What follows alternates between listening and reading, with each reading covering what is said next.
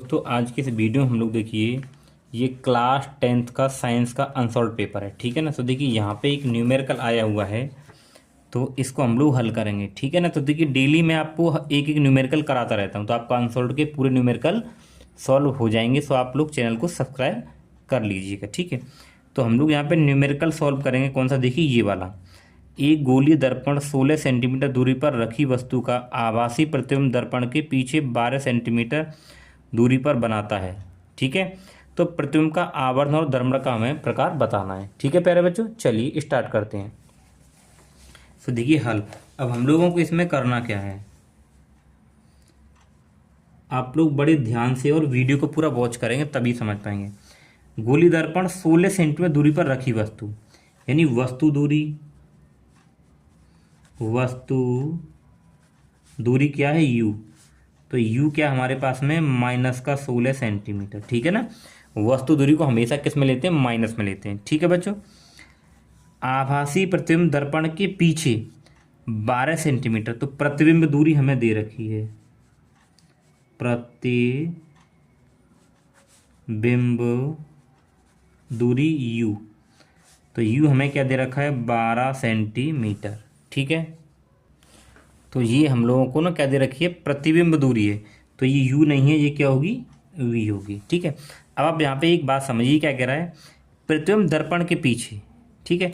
अभी हमें ये पता नहीं कि दर्पण कौन सा है, लेकिन इमेज जो बन रही है हमारा प्रतिबिंब दर्पण के पीछे बनना है। तो दर्पण के पीछे बनना है, तो इसका मतलब जो हमारा v होगा किस में होगा? प्लस में होगा। ठीक है। अब हमें आवर्धन निकालना है। क्या निकालना है? आवर्धन।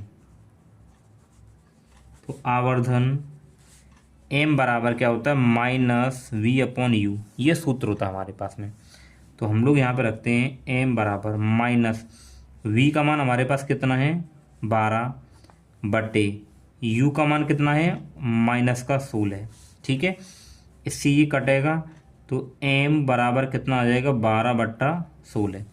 अब इसको भी अगर हम काटें देखिए 4 से, तो 4 × 12 और 4 × 16। तो m बराबर कितना आ रहा है?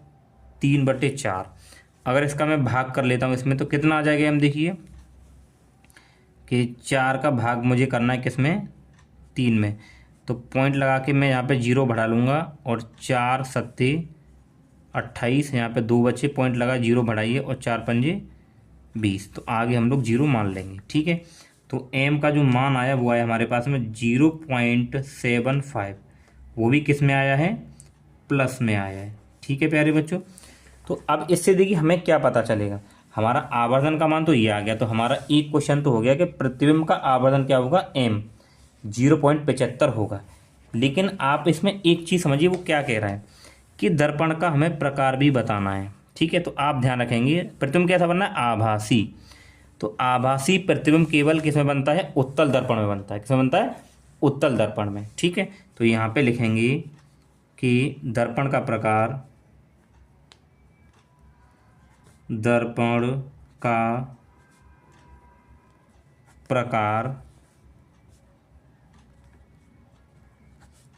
उत्तल दर्पण होगा। दर्पण का प्रकार क्या है हमारे पास में? उत्तल होगा। ठीक है। तो हम ये लिखें दर्पण का प्रकार क्या होगा? उत्तल होगा। ठीक है। यह हम लोग ये भी लिख सकते हैं कि दर्पण उत्तल दर्पण होगा। समझ गए ना।